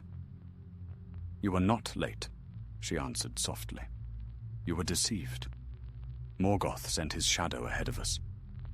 You could not have known." Fundin looked up at her then, his eyes gleaming faintly beneath his heavy brow. "Once, the dwarves of the Blue Mountains were a people of song and craft. Now we are scattered and few. What hope remains for stone, when even stone can burn?" Eleanor placed a hand upon his arm. "Stone may break, but it does not die. The mountains will remember. We will rebuild, perhaps not as before, but anew. The hammer's fire is not quenched." He was silent for a time, then nodded slowly. "Aye, perhaps. But not here. These peaks are haunted now. We must take the forge elsewhere, carry it where the shadow cannot find it." That night, as the company slept, Eleanor stood watch beside the stream. The stars shone clear for the first time in many months, and their light trembled upon the water. She closed her eyes and listened to the world. In the stillness she heard faintly, as though from far below, the echo of a hammer striking an anvil, steady and patient, like the heartbeat of the earth. She smiled faintly. "You are still with us, Thrain," she murmured. "I hear you." By dawn, they set forth again. Their road turned south toward the forests of Osiriand, where the green elves yet dwelt in secret. It was said their woods were untouched by war, though none could enter without leave. There, perhaps, they might find rest or counsel. After many days, the company came upon a high ridge overlooking the forest. Mist lay thick below, rising from hidden rivers. As they gazed, figures stepped from the haze, tall, slender forms cloaked in green and silver. One raised a hand in greeting. "Turn not your blades toward friends," he called. "We have watched your coming. The Lady of the Hammer is known to us." Eleanor stepped forward. "Then may we enter your woods in peace?" "You may," said the elf, smiling faintly. "Our lord has awaited you. He is called Legor, keeper of these forests since the elder days. He would speak with you of what is to come." So they were led into the deep woods, where sunlight filtered through leaves of gold. The air was cool and sweet, and the earth beneath their feet seemed alive. The dwarves walked warily, unused to such stillness, while the men gazed about in wonder. At last they reached a glade where a great tree stood, its roots coiled like the limbs of ancient giants. Beneath it sat Legor, tall and grave, his hair white as birch and his eyes clear as morning dew. "Welcome, daughter of the Noldor," he said to Eleanor. "Long have I known your name. You bear the fire of Orla's children in your hands, and the sorrow of the firstborn in your heart." Eleanor bowed low. "Then you know also the danger that follows me. Morgoth hunts the fire wherever it burns. His shadow stretches even here." Legor's gaze grew distant. "We have felt it," he said. "A sickness upon the wind. The trees whisper of it. The enemy's servants pass unseen through the borders of the world. They carry not sword or flame, but words that corrode the heart. They call themselves the Forged, those who once were shaped in light, but now are hollow within.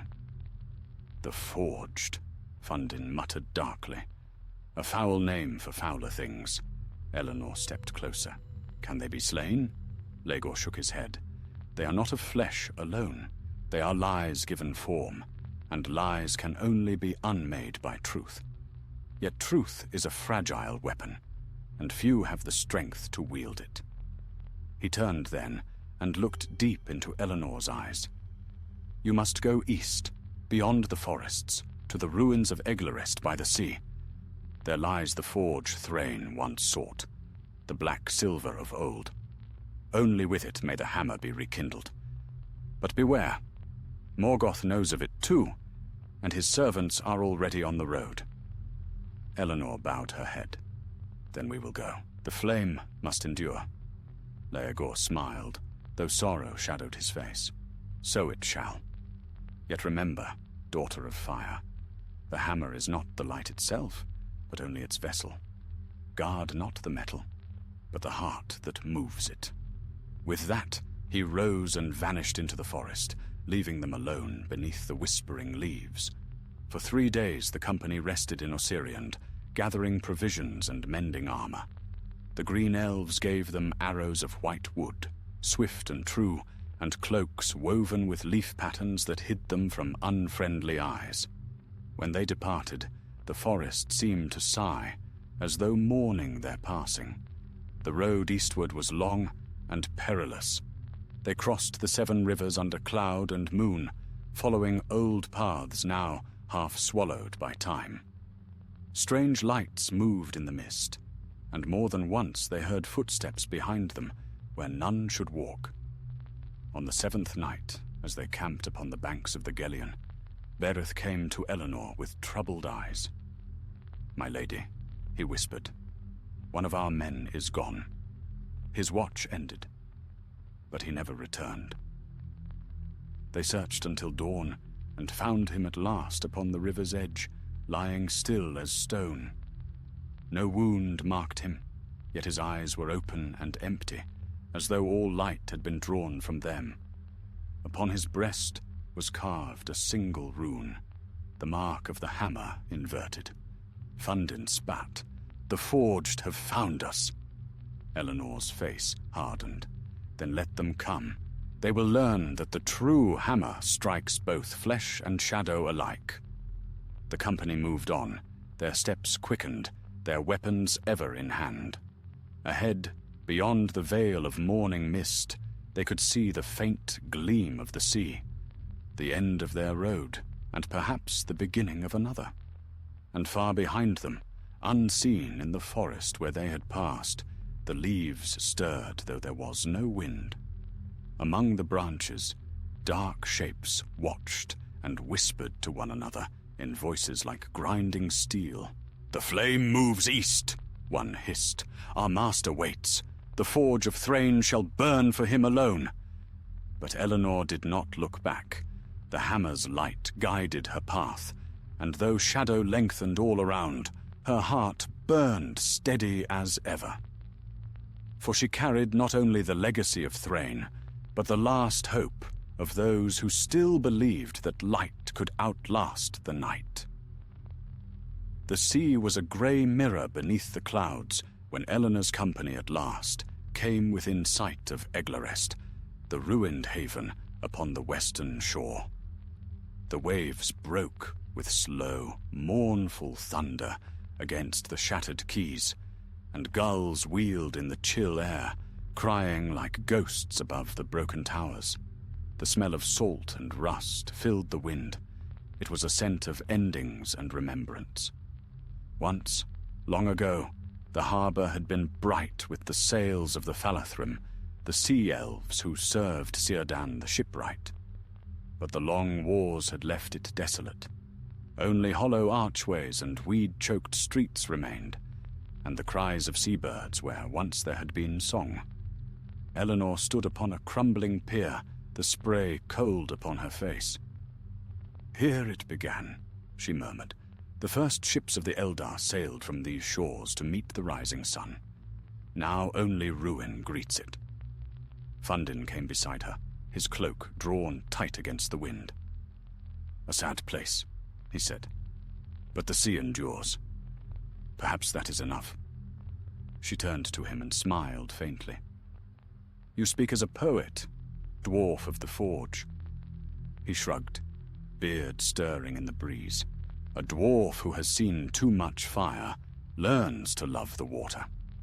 Beyond the silent streets rose a low hill, upon which stood the remnants of a great forge, its chimney blackened, its roof fallen. According to the lore of Legor, the black silver of old had been hidden beneath that place, in vaults sealed since before the First Age. If the hammer's fire was to be rekindled, it must be there. Eleanor led the way through the ruins, Bereth and Fundin close behind. Their boots echoed on the flagstones, the sound swallowed quickly by the sea wind. Strange carvings lined the walls, spirals and runes half-eaten by moss, telling of days when craft and song had walked hand in hand. At the heart of the forge they found a stair spiraling down into darkness. The air that rose from it was dry and cold, smelling of old metal and forgotten dust. Eleanor lifted Durangar, and its runes kindled faintly, casting pale light upon the steps. "Below lies what remains of Thrain's quest," she said. "Stay close. The shadow will not yield this place easily." They descended for what felt like hours, the light of the hammer, their only guide. The sound of the sea faded, until there was only the steady beat of their boots and the whisper of unseen water far below. Then the stair opened into a vast cavern, its roof hung with stone, like the teeth of a sleeping dragon. In the center of the chamber stood a great anvil of black metal, unmarked by time. Around it, veins of silver ran through the rock, glimmering faintly in the hammer's glow. The air thrummed with a strange energy, as if the forge itself still remembered the touch of creation. Fundin breathed deeply. "By all is forge," he whispered. "This is no mortal metal. The very bones of the earth sing here." Eleanor approached the anvil and laid Durangar upon it. The hammer's runes flared, and the air shivered.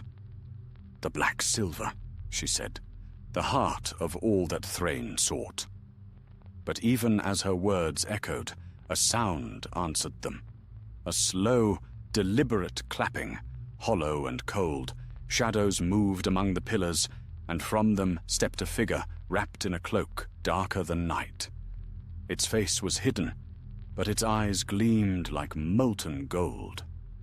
"So," it said, its voice smooth as oil, "the Lady of the Hammer comes at last to claim her prize. Did you think the path to power would go unguarded?" Eleanor raised her head, calm despite the chill that ran through her. "You are one of the Forged," she said, "a servant of the Dark Forge." The figure laughed softly. "Servant? No, mistress. I am Morwen, once a smith of the Noldor, before your people cast me out for daring to shape the light itself. Morgoth showed me truth, that creation is only another form of domination. To forge is to command." Bereth stepped forward, sword drawn. "Then you have forgotten what it means to make." Morwen's golden eyes turned upon him, and her smile deepened. "And you have yet to learn what it means to break." She lifted her hand, and darkness burst forth like smoke, coiling through the chamber. The silver veins upon the walls dimmed, and the air filled with the clang of unseen hammers. Shapes took form. Warriors wrought of metal and flame, their faces blank, their blades shining with cruel light. "Strike them!" cried Fundin, and the battle began. The cavern blazed with fury. Steel rang on steel, sparks leaping like stars. The forged fought without fear, each blow perfect, mechanical, unyielding. Fundin's axe hewed through their ranks, yet for each one that fell, another rose. Bereth fought at his side, his young face set with grim resolve. Eleanor moved like flame, Duranga's light cleaving the dark. Every strike shattered shadow and steel alike, yet the tide did not slow. Above the din, Morwen's laughter rang. "You cannot win," she cried. "Your light is bound to the same fire that birthed me. Every blow you strike feeds my forge." Eleanor paused, breath harsh. The words sank deep, twisting within her. Could it be true? Was the fire she bore not hers, but Morgoth's gift, stolen and repurposed? Doubt whispered at the edges of her mind. Then she remembered Legor's words. "Guard not the metal, but the heart that moves it." She looked down at Durangar, and for the first time she saw it not as a weapon, but as a bond. A song between her and Thrain, between all who had forged light from suffering. Raising the hammer, she shouted, "Your forge is a lie, Morwen. True creation serves life, not domination." She struck the anvil. The sound that followed was not merely heard, but felt. It rippled through the cavern, through the sea above, through the very bones of the mountains. The silver veins blazed with blinding light, and the forged shrieked as their forms cracked and fell to dust. Morwen staggered, her cloak torn, her eyes wide with fury. "You cannot destroy what I am!" Eleanor's voice rang clear. "No, but I can unmake it!" She struck again. Light exploded from the anvil, white and pure. The walls of the cavern shone like crystal. Morwen screamed once, a sound that seemed to tear the world, and then was gone, leaving only silence. When the brightness faded, the chamber was still. The veins of black silver now glowed softly, no longer cold or corrupted. Durangar lay upon the anvil, cracked but shining, as though its task was complete. Fundin leaned heavily on his axe, breathing hard. "Is it done?" Eleanor nodded slowly. "For now. But the hammer will not last. Its light was never meant to endure forever." She turned to Bereth, whose face was pale in the afterglow. "Gather what we can. We will return to the forests. The shadow will come again. But this place is free." They climbed from the depths as dawn broke upon the sea. The waves glittered like molten silver, and the cries of the gulls sounded no longer mournful, but proud. At the top of the ruined forge, Eleanor paused and looked back. "Thrain," she whispered to the wind, "your fire has found its home." Then she turned eastward, toward the lands still under shadow, her companions beside her. The battle beneath the mountain was won, but the greater war, the forging of a free world, had only just begun. The long road east led them from the salt-worn ruins of Eglarest into the green silence of the hinterlands, where the sea winds gave way to the breath of the forests. The company rode weary but unbroken, their hearts still kindled by the light they had seen in the forge beneath the world. Yet shadows followed them, always just beyond sight, the remnants of Morwen's craft and the whispering servants of Morgoth who hunted every spark that dared to defy his dark. For many days they journeyed in uneasy peace. The land was quiet, too quiet, as though the world held its breath. Birds did not sing. Even the rivers seemed hushed. The only sound was the steady rhythm of their feet and the faint, ever-present sigh of the wind moving through the grass. Eleanor led them. Durangar strapped across her back, its cracked head wrapped in cloth to hide the faint glow that yet burned within. The hammer had grown lighter, as if its substance was thinning. Sometimes at night she thought she heard it whisper faintly, not in words but in the deep language of creation, a pulse of heat and life that matched the beating of her own heart. She often wondered if Thrain's spirit lingered there still, bound not to the weapon, but to the fire itself, watching over them. When she slept, she dreamed of him, not as the weary slave she had known in the pits of Angband, but as he must have been in the forges of Nogrod, laughing, proud, his eyes bright with the joy of shaping the unshaped. It was on the 10th day, after leaving Eglarest, that they came upon a small valley, hidden between 2 ridges of pine. There, beside a clear stream, they made camp. The dwarves built a ring of stones for their fire, while the men set snares in the woods. Bereth returned at dusk with 3 rabbits and a smile rare upon his face. "We will eat well tonight," he said, and even Fundin managed a rough chuckle. As they ate beneath the stars, talk turned to the battle below the sea and to Morwyn's words. Some wondered whether she had truly been destroyed. "Shadow can die," said Fundin firmly. "I saw it fall." Eleanor stared into the flames. "And yet it returns. Each time we strike it down, it finds another shape. Darkness cannot forge. It can only mimic. That is its curse." Bereth watched her silently. "Then what are we to do? Keep striking until the end of all things?" She looked up, and her eyes shone with quiet fire. "Yes," she said simply. "Until the end, or until the light learns to shine so fiercely that the dark forgets to rise." They spoke no more that night. The wind sighed through the pines, and the stars wheeled slowly overhead. But in the small hours when the fire had burned low, a faint sound came from the northern hills. A horn, far off, mournful as a dying echo. Eleanor woke at once, hand on her weapon. The others stirred, grim and wordless. "It is not orcs," said Fundin, listening. "Their horns are crude. This is older." The horn sounded again, closer now. From the mist between the trees came riders, tall figures in dark cloaks, their faces hidden.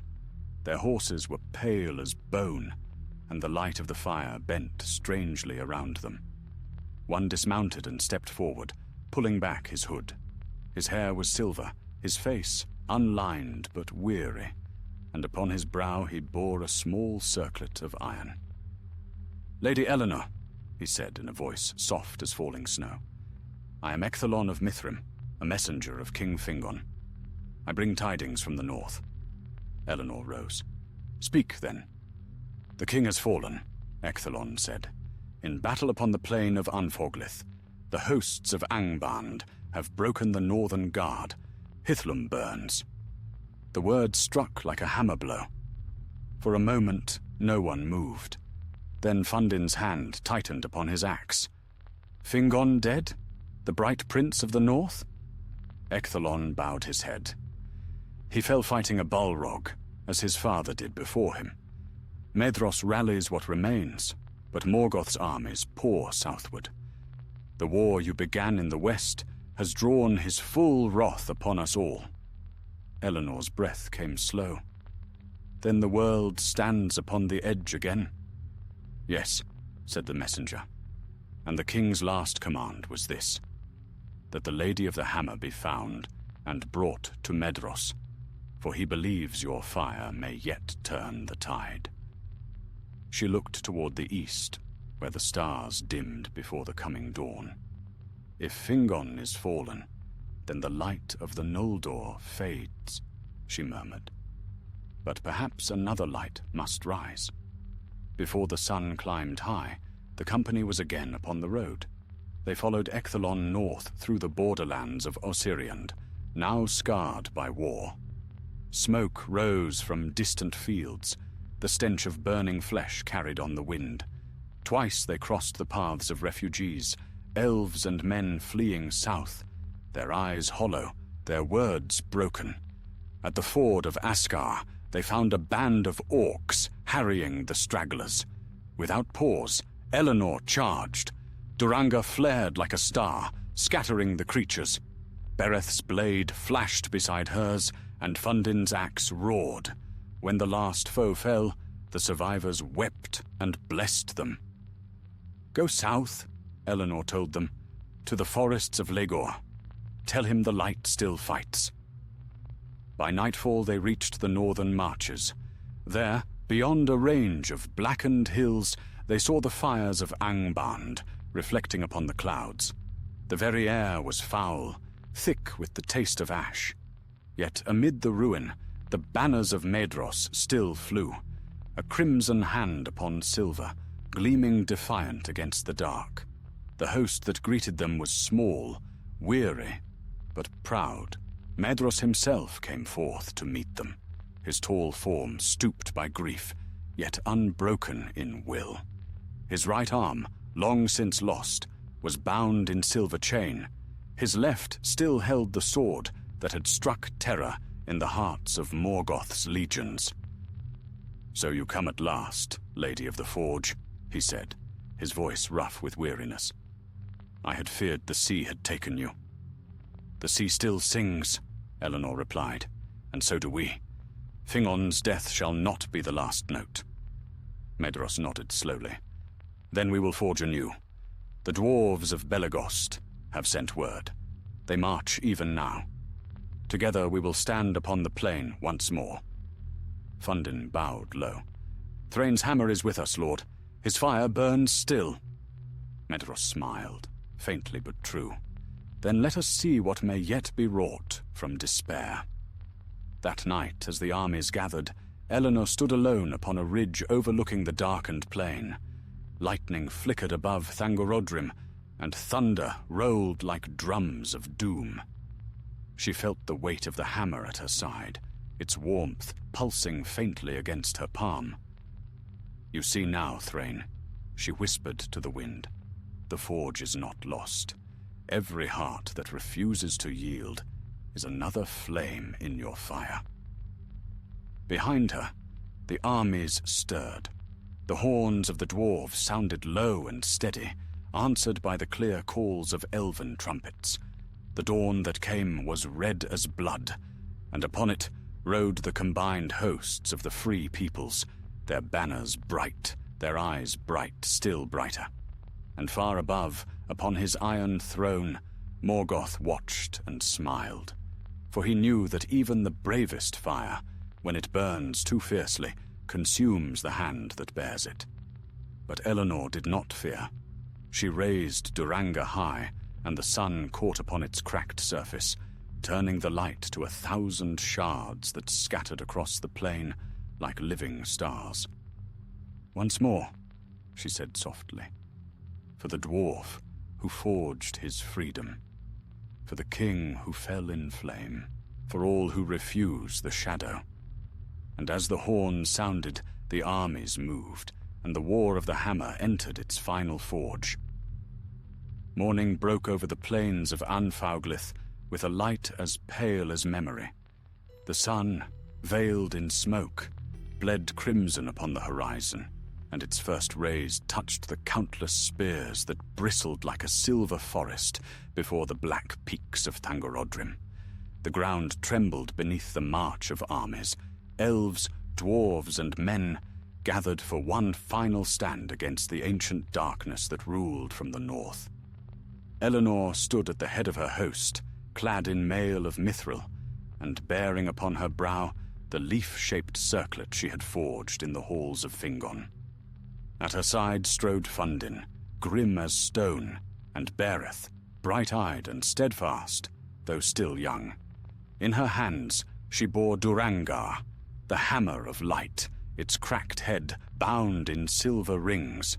The faint glow that pulsed within it seemed weaker than before, yet fiercer, like the heart fire of one who knows the end and still endures. Before them upon a rise stood Medros, Lord of Himring, his crimson banner stirring in the wind. His voice rang clear across the field, carrying to every ear. "Sons of the West!" he cried. "Long have we bent beneath the yoke of the black foe. Long have we watched our kin fall and our kingdoms fade. But this day we strike not for vengeance alone, but for all who still draw breath beneath the sun. Let the hammer fall, and the world remember that we stood unbroken. A roar rose in answer. The earth shook with it. Horns blared, drums thundered, and the final battle began. The armies of Morgoth poured from the gates of Angband in endless waves, orcs in iron ranks, wolves with eyes like coals, and creatures born of nightmare. The air itself seemed to scream as the two forces met. Eleanor led her warriors into the thick of the fray, Durangar blazing with each stroke. Where its light struck, darkness recoiled, and the twisted armor of the enemy melted as if touched by the sun. Fundin's axe roared beside her, felling foes by the score. Bereth fought like a storm, his voice ringing with fierce joy. But Morgoth's might was vast, and the black tide never ceased. Great trolls strode among the fallen, crushing the living underfoot. Smoke filled the sky, turning day to night. Across the plain, Medros's banner still flew, though its edge burned and its bearer bled. Then came the cry of the dwarves of Belegost, a sound deep as thunder from the roots of the world. They surged forward, their heavy armor glowing red in the firelight, and hurled themselves against the enemy's vanguard. Behind them came the elves of Hithlum, their white blades flashing like lightning. Amid the chaos, Eleanor saw a vast shadow moving through the smoke, a form too great for mortal sight. It was Glaurung, the father of dragons, crawling from the ruin of Angband once more. His scales were blackened by age, his eyes molten gold. Flames licked from his jaws, and his laughter rolled across the battlefield like thunder. The dwarves rallied at his coming, for they had faced him once before. Fundin's face darkened with memory. "We slew him once," he shouted above the din. "By Aule, we will do it again." But Glaurung's power had grown. His fire scoured the plain, melting armor, stone, and flesh alike. Eleanor raised Duranga to shield her companions, the light of the hammer pushing back the inferno for a heartbeat, but only barely. The weapon shuddered in her grasp, its runes flickering. "Eleanor!" cried Bereth. "The hammer cannot bear it." "It will," she answered through clenched teeth. "It must." Gathering all her strength, she hurled herself forward, striking at the dragon's flank. Duranga met scale with a crack that split the air. Light and fire burst outward in blinding brilliance. Glaurung roared, rearing high, his claws carving furrows in the earth. Fundin seized the moment and drove his axe into the creature's leg. Bereth leapt to her side, shielding her from the dragon's tail. For an instant, hope flared. The beast staggered, its left eye blinded, its breath faltering. But then Glaurung's rage kindled anew. His voice rose, deep and terrible, echoing across the field. "Fools!" he roared. "Your fires are but sparks before the wind. I am the forge of ruin, and your world is the ore I shall break." His tail lashed, striking Fundin square in the chest. The dwarf was hurled through the air and fell hard upon the stones. Eleanor cried out, running to him, but he waved her back, blood bright upon his lips. "Go," he gasped. "Strike while you can." She hesitated only a heartbeat, then turned once more to face the dragon. The hammer's light was dimming fast.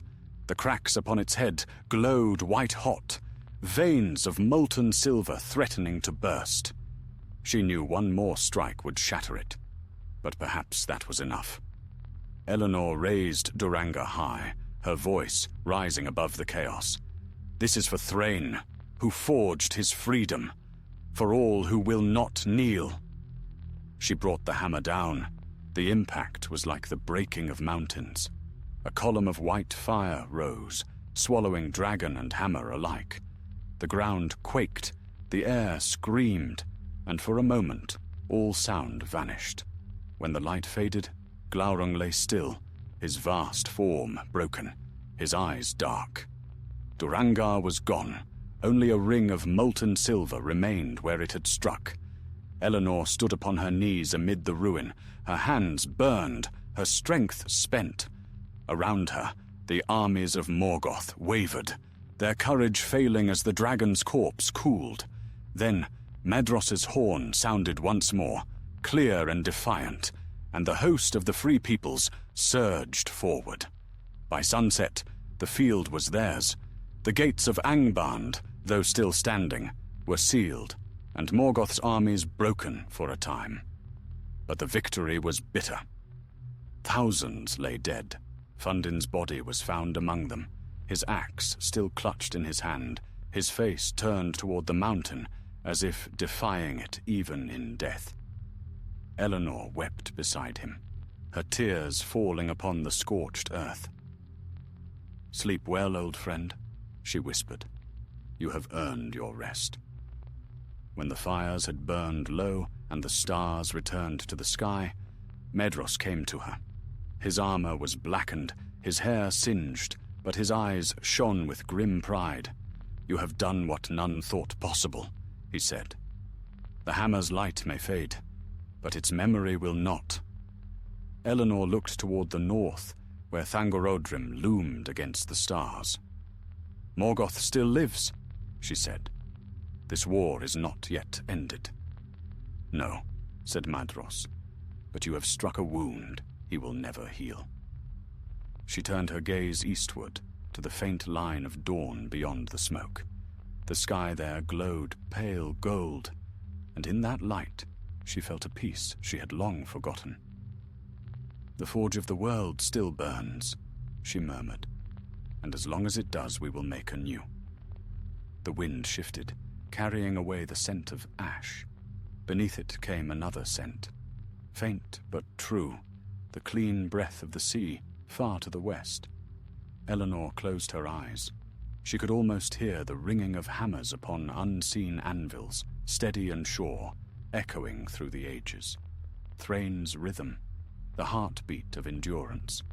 The war of the hammer was over, yet its song would be sung long after the last flame had cooled. For though the darkness would rise again, it would always find, waiting in the deep places of the world, a fire that refused to die. When the fires of Anfauglith had died, and only smoke and silence remained, the survivors gathered their dead. The plain was blackened for leagues, the soil scorched to glass, yet amid the ruin, the banners of the Free Peoples still stirred in the dying wind. The light of victory was dim, for it had cost them dearly, but it was light nonetheless. And in those darkening years of the First Age, even a flicker of light was worth all the world. Eleanor moved among the fallen, her hands burned and bandaged, her face streaked with soot and tears. Around her lay both elf and dwarf, men and beast alike, mingled in death without distinction. The smell of ash and blood clung to the air. Beside the corpse of Fundin, she had built a cairn of stones, and upon its highest she set a single piece of silvered iron, one of the fragments left from Durangar's final strike. It caught the sun's last light, gleaming faintly, and for a moment seemed almost alive. Medros came to her as she worked, limping from a wound in his leg. "You honor him well," he said, his voice low. "He would have laughed at ceremony," she answered, "but the stone will hold his name longer than song. That is fitting for a dwarf." Medros gave a grim smile. "Then let it be written thus in our chronicles. Fundin, son of the Forges, who died beneath the dragon's shadow, and whose courage rekindled hope among elves and men." Eleanor said nothing. She only brushed the dirt from her palms and gazed northward, to where the peaks of Thangorodrim smoldered still. The fortress had not fallen. Its gates were sealed, its master silent, but beneath those mountains, Morgoth yet lived. The victory was but a pause, a single breath bought at terrible cost. "What now?" she asked softly. Medros followed her gaze. We rebuild. Always we rebuild. The fires of Angband burn low, yet they burn. My brothers and I will hold what we can of the north until the world itself decides our fate. And you, Lady of the Hammer, what road will you take? She looked down at her hands, scarred and trembling. The hammer is gone. My part is done. Is it? His tone was gentle, but his eyes, ancient with pain, were hard. The weapon was only ever the vessel. The fire remains in you. If it were gone, the sun itself would not rise. Eleanor smiled faintly. Then let it rise for others. I am weary, Medros. I have seen enough of war. I will go south, back to the forests of Legor, perhaps. There is work yet to do that does not require a blade. He bowed his head. Then may the valor guide you. If ever the north burns again, we will remember your name. She left him at dawn, taking only her cloak, a short blade, and a small pouch of ash and silver, the dust that remained of Durangar. Behind her, the plains of Anfauglith stretched vast and silent, haunted by the ghosts of fire. Ahead, the land softened. The rivers wound through fields once green, and the scent of pine drifted faintly on the breeze. For many days she walked alone. The people she met along the road were wanderers and exiles, remnants of the ruined kingdoms. They had heard of her, the Lady of the Hammer, the elf who had slain a dragon and broken the forges of the enemy. They offered her food, water, shelter, but she asked only for news and spoke little of her own deeds. Tell your children, she would say instead, that the light is not gone. It only sleeps. Keep your fires burning, and we'll find you again. At night she dreamed, always of fire and water. Sometimes she saw Thrain standing beside an endless forge, the sparks rising like stars. Sometimes she heard Fundin's laughter, loud and deep, echoing through the mountains. But most often she dreamed of the hammer's final blow, and of how its light had washed through her, as though it had always belonged to her heart, not her hands.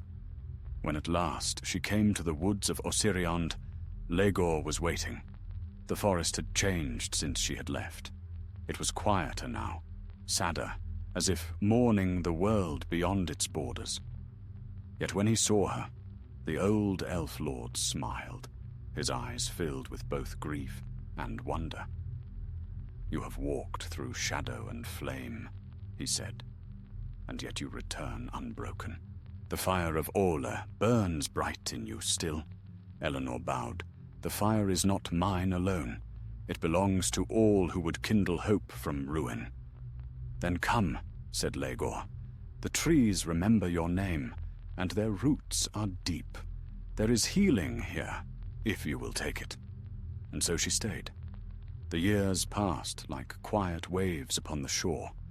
The wars of the north raged on, far away, until at last even those fires dimmed. Morgoth was cast down in time, as all darkness must be, but Eleanor did not see it. Her hair silvered, her hands grew frail, yet her eyes remained bright as the forge. She taught those who sought her, elves, dwarves, and even the scattered men who found peace in the south. To each she spoke the same truth. To forge is not to master, but to serve. Creation is the song that binds the world. Remember it, and no darkness can undo you. In her later years, she built a small forge beside the river, fed by its clear waters and shaded by ancient oaks. There she worked not weapons but simple things, lamps, rings, tools for farmers and masons. The children of the forest would come to watch her work, and she would smile and let them hold the tongs or blow the bellows. Sometimes, when the fire burned low, she would scatter a pinch of the silver dust upon the coals. The flames would rise pale and clear, singing softly as they danced. Those who saw it would say that the sound was like the beating of a heart, slow and steady, echoing far beyond the forge. Years turned to decades, and the tale of the Lady of the Hammer became a song passed from mouth to mouth. In time, it mingled with other legends, until few could say where truth ended and memory began. But among the dwarves of the Blue Mountains, her name was still spoken with honor. They built a statue of her beside Thrain's in the rebuilt halls of Nogrod, and beneath it, they carved the words she had once spoken. Even the smallest forge may hold the flame of the world. And so it was told that, though the hammer of Thrain was broken, its spirit lived on, in every fire lit against the dark, in every hand that shaped rather than destroyed. Eleanor herself passed beyond the circles of the world in her sleep one winter's night, her head resting upon the anvil she had shaped with her own hands. When the people of the forest found her, the forge fire still burned, though no one had tended it. Some said they heard the faint sound of a hammer striking in the distance, 3 slow, perfect notes, and then silence. In the ages that followed, the world changed. The seas rose and fell, kingdoms faded and were reborn, and the mountains wore down to hills.